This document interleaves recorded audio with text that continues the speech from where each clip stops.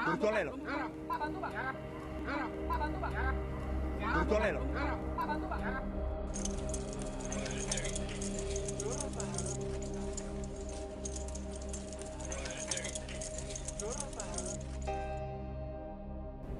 Awal tahun 2024, Indonesia digegerkan sama berita penangkapan gangster asal Meksiko di Terminal Nganjuk. Ini antara heran sama ngakak sih ya, kok bisa-bisanya ada gangster Meksiko ditangkap di Terminal Nganjuk. Apain coba, dia jauh-jauh dari Meksiko ke Nganjuk, kok bisa gitu loh. Bersama saya Anggi Puspariana, jurnalis Kompas.com. Jadi, gini ceritanya.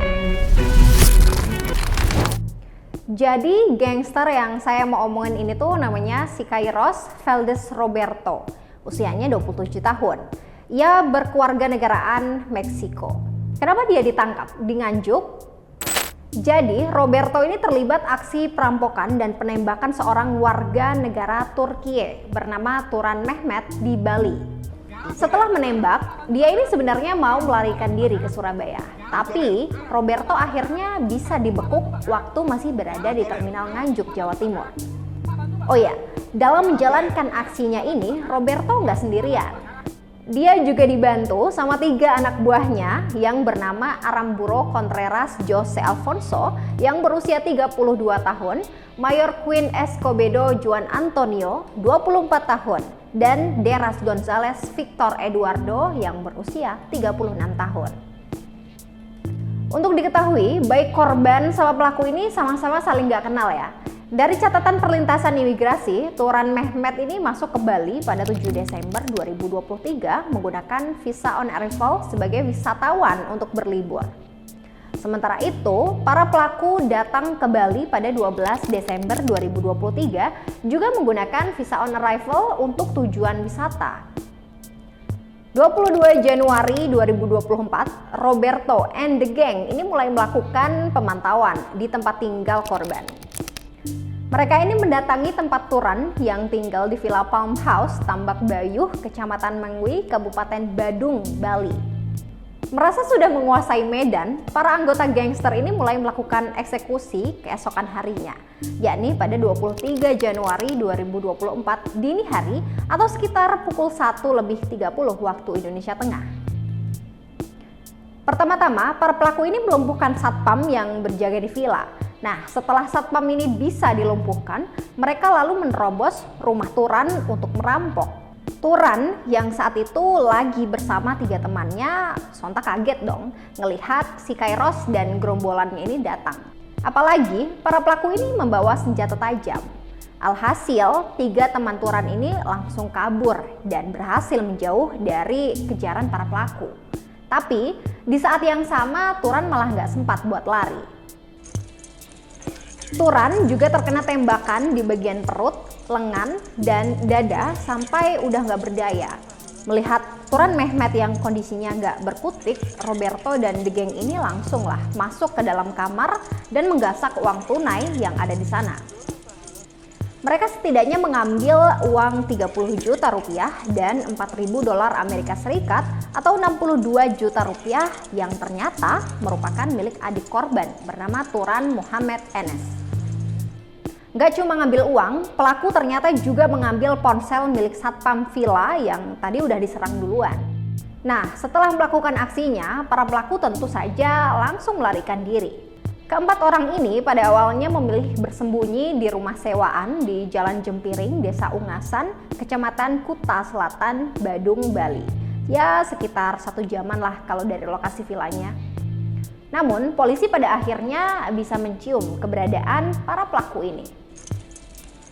Dari hasil penyelidikan melalui jejak digital, IT hingga CCTV, anak buah Roberto ini pun dibekuk polisi di rumah sewaan mereka 4 hari setelah kejadian, atau tepatnya pada 27 Januari 2024. Waktu proses penangkapan itu, 2 anak buah Roberto ini tuh ditangkap waktu sedang berada di dalam rumah. Sedangkan 1 anak buah Roberto lainnya ditangkap di jalan raya dekat perumahan saat hendak kembali ke rumah yang disewa. Nah, gimana sama Roberto? Waktu penggerebekan di rumah sewaan ini tuh ternyata Roberto udah nggak ada di situ. Ternyata dia udah lari duluan. Lolos dari kejaran polisi di Bali, Roberto akhirnya dimasukkan dalam list daftar pencarian orang. 30 Januari 2024 pukul 12.00 waktu Indonesia Barat, siang itu Roberto berada di Terminal Nganjuk, Jawa Timur dalam pelariannya. Jadi Nganjuk ini adalah sebuah kabupaten di Provinsi Jawa Timur, Indonesia.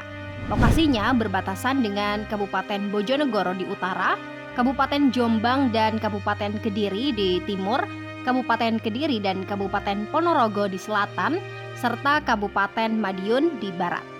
Kalau dari Surabaya jaraknya sekitar 116 km, sementara dari Bali hampir 500 km.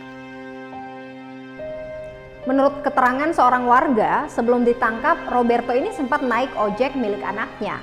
Nah, Roberto memberikan secarik kertas yang berisi sebuah alamat yang tidak jelas. Tapi si tukang ojek berusaha untuk mengantar dengan janji upah 50.000. Namun setelah berkeliling mencari alamat dan tidak ketemu, si tukang ojek ini kembali mengantar Roberto ke Terminal Nganjuk. Saat mau naik bus jurusan Nganjuk Surabaya, Roberto ini ditangkap oleh polisi berpakaian preman. Roberto ditangkap tim gabungan Bareskrim Polri, Polda Bali, Polda Jawa Timur, dan Polres Nganjuk di Terminal Bus Nganjuk pada 30 Januari 2024 pukul 14 waktu Indonesia Barat. Selain nangkep si Kairos, polisi ini juga mengamankan satu pucuk senjata api jenis Baikal Makarov 800 mm yang diduga dipakai buat nembak Turan. Dari hasil interogasi, Roberto ini ngaku melarikan diri dengan charter mobil dari Bali ke Jawa Timur. Dari situ, dia lalu ke hotel, tapi di hotel dia tuh cuma pura-pura check-in buat ngelabuhin polisi. Tapi nyatanya, dia ini lanjut ke Terminal Nganjuk buat naik bis untuk kabur ke Surabaya. Eits, tarik napas dulu sebelum ceritanya dilanjutin.